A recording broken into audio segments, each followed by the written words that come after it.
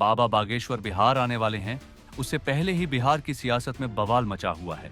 महाराष्ट्र से चली औरंगजेब की सियासत वाली आंच में बिहार भी जल रहा है। दरअसल छावा फिल्म के रिलीज होने के बाद से औरंगजेब को लेकर विवाद चल रहा है, जिसमें उसे अत्यंत क्रूर शासक दिखाया गया है। सपा विधायक अब्बू आजमी ने भी मुगल बादशाह औरंगजेब पर टिप्पणी करते हुए इंसाफ पसंद बादशाह बताया था, जिसके बाद उन्हें महाराष्ट्र विधानसभा सत्र के लिए सस्पेंड कर दिया गया। बिहार में भी जेडीयू एमएलसी खालिद अनवर ने भी औरंगजेब को अच्छा राजा बताया। इस विवाद में बागेश्वर धाम के संस्थापक पंडित धीरेन्द्र शास्त्री की भी एंट्री हो गई। दरअसल पंडित धीरेन्द्र शास्त्री का बिहार में कथा होना है। उसके पहले एक बाबा बागेश्वर के एक्स हैंडल से पोस्ट किया गया, जिसमें औरंगजेब की फोटो पर एक लाइक पर एक जूता और एक रिपोस्ट पर 10 जूते लिखे थे। इस पोस्ट के बाद सियासी घमासान मच गया।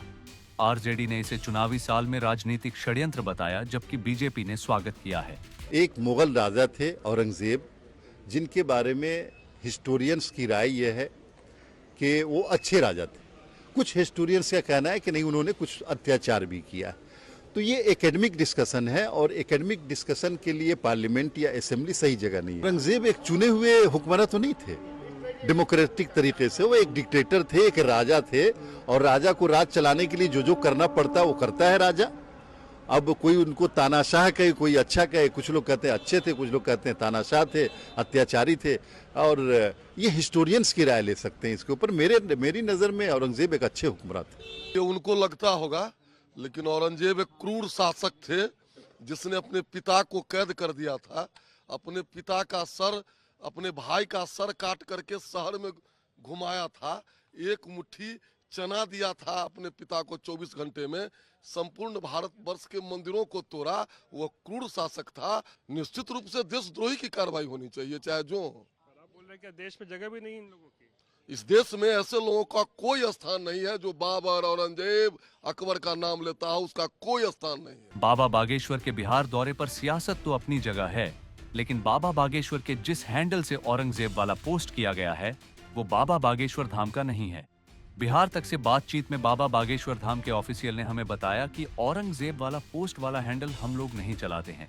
बाबा बागेश्वर धाम का एक हैंडल है जो ऑफिशियल है, जिसमें बाबा धीरेन्द्र शास्त्री की कथा से जुड़ी जानकारी समय समय पर दी जाती है। यानी कि जिस बाबा बागेश्वर के औरंगजेब वाले पोस्ट पर बवाल मचा है, वो हैंडल ही फर्जी है। लेकिन इस सब के बावजूद विधानसभा चुनाव से पहले बाबा बागेश्वर का दरबार सियासी मुद्दा तो बन ही गया है। इससे पहले भी बीजेपी नेता बाबा बागेश्वर के दरबार में आरती करते दिखे थे।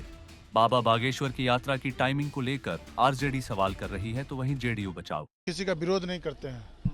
आप देख लीजिए कि विकास की बात होनी चाहिए, और जब जब चुनाव आता है तभी तभी सब बाबा लोग को बिहार याद आता है। आखिर बताइए कि बिहार में और भी दिन जब आते हैं, उस दिन क्यों नहीं बाबा लोग आते हैं? जब जब चुनाव आता है, बीजेपी के लोग कभी हिंदू मुस्लिम में लोग को फंसाना चाहते हैं, कभी मंदिर मस्जिद के रूप में फंसाना चाहते हैं। आखिर चुनाव के समय ही सब क्यों याद आता है? बिहार के लोग बहुत तेज तर्रार लोग हैं, और बिहार के लोग जब जब अंगड़ाई लेते हैं, देश दुनिया में जो है राजनीतिक उठापटक हो जाता है। चुनाव संजीव जी ये बताइए, तो कह रहे हैं कि राजनीति हो रही है, बिहार चुनाव होता है, इसीलिए बाबा बागेश्वर आए हुए हैं। नहीं, ऐसा नहीं। अभी कहाँ चुनाव हो रहा है? अभी तो चुनाव में तो 6-7 महीना समय है। कोई भी बाबा आए, मौलाना आए, बिहार सभी का स्वागत करती है। यहाँ तो गौतम बुद्ध की धरती है, तो सभी लोग का स्वागत है बिहार में। जब आना हो आए, इससे चुनाव का कोई लेना देना नहीं है। और हमारे नेता तो सब धर्म का सम्मान करते हैं। बिहार विधानसभा चुनाव से पहले बाबा का दरबार भले ही सज रहा है, लेकिन औरंगजेब की एंट्री ने दरबार सजने से पहले माहौल तो बना ही दिया है। भले ही फर्जी एक्स हैंडल से पोस्ट किया गया हो, लेकिन बात के बाद विवाद, और विवाद पर सियासत जारी है। पटना से रोहित सिंह के साथ अनिकेत कुमार की रिपोर्ट, बिहार तक।